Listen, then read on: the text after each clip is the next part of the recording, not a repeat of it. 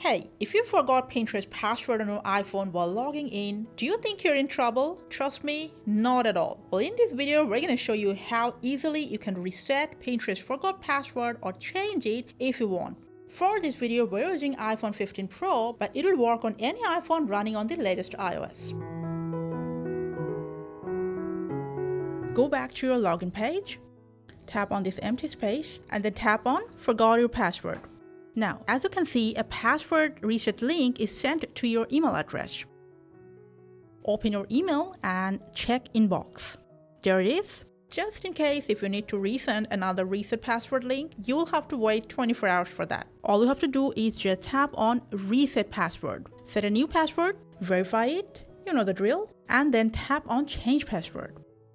Now, as you can see, your password is already saved and you are automatically logged into that password to your Pinterest account. Now, let's say you didn't forget it, but want to change the password. To go to your profile, tap on the settings button. From here, go to account management, to password, put down the current password, and then set up a new password and verify it. When you're done, simply press done. Your password has just been updated. So that's how you reset forgot password and also change it. Pinterest has one of the easiest password reset process, don't you think? Thank you for watching and take care.